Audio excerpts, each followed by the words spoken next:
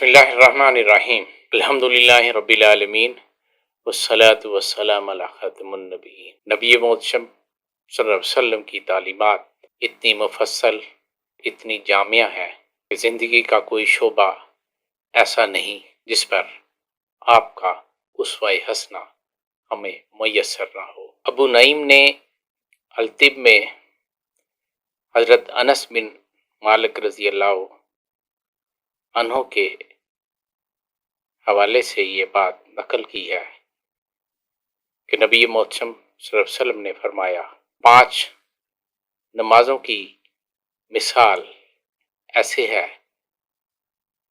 جیسے تمہارے گھر کے قریب نہر رواں ہو اور تم 5 دفعہ اس میں سے غسل کرو تو کیا جسم پر میل کچیل رہ جائے گا؟ پانی کے کثرت کے استعمال سے جسم کی رنگت متغیر ہو جاتی ہے۔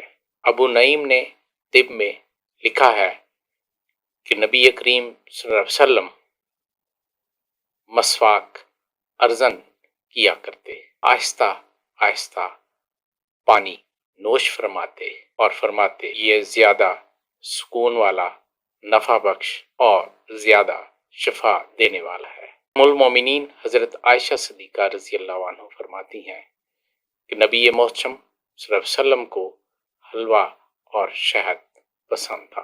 آپ صلی اللہ علیہ وسلم نے فرمایا، یہ میرے دل سے غم کو دور کرتا ہے، میری بصارت کو جلا بخشتا ہے، اور جب غذاؤں کے بعد پیا جائے تو یہ غذاؤں کی خرابی کو دور کرتا ہے۔ حضرت انس رضی اللہ عنہ سے روایت ہے، وہ فرماتے ہیں جب میں آپ صلی اللہ علیہ وسلم کے پاس رطب لے کر آتا، آپ صلی اللہ علیہ وسلم مازک کو تناول فرما لیتے اور مزنب کو ترک کر دیتے۔ مازک نایاب اور عمدہ ترین کھجوروں میں شامل ہے۔ مزنب سب سے رتی کھجور ہے، یعنی جب کسی کے پاس اعلیٰ چیز ہو تو ادنا کو رد کر سکتا ہے۔ آپ صلی اللہ علیہ وسلم جب مزنب کو استعمال کرتے تو اس کے ساتھ کھیرا یا تربوز ضرور استعمال کرتے تاکہ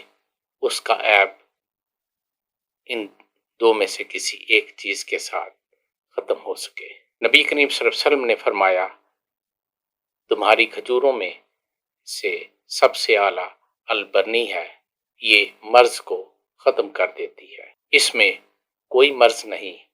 کھیرے کے ساتھ اس کو تناول کرنا بدن کو خوشگوار کر دیتا ہے۔ ام المومنین حضرت عائشہ صدیقہ رضی اللہ عنہا فرماتی ہیں کہ جب میرا نکاح ہادی دو عالم صلی اللہ علیہ وسلم کے ساتھ ہوا تو میری ماں نے مجھے ہر چیز کھلائی مگر میں موٹی نہ ہوئی، تو میری ماں نے مجھے رطب اور کھیرا کھلایا تو میں فربا ہو گئی۔ نبی محتشم صلی اللہ علیہ وسلم نے فرمایا کہ انسان کے لیے چند لقمے کافی ہیں جو اس کی کمر کو سیدھا رکھیں، اس کی قوت کو ساقط نہ کریں، اس کو کمزور نہ کریں۔ جب انسان اس سے متجاوز ہوتا ہے تو وہ معدے کے تیسرے حصے تک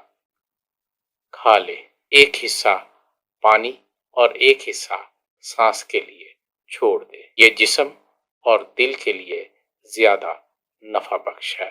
جب جسم کو کھانے سے بھر لیا جاتا ہے تو وہ پینے سے تنگ ہو جاتا ہے اور اس کو اس کے اٹھانے سے تکلیف ہوتی ہے اور وہ تھکاوٹ محسوس کرتا ہے، جیسے کسی نے بہت سا بوجھ اٹھایا۔ بہت زیادہ سیرانی بدن کو کمزور بنا دیتی ہے۔ غذا جتنی ہی کم ہوگی بدن اتنا ہی قوی ہوگا۔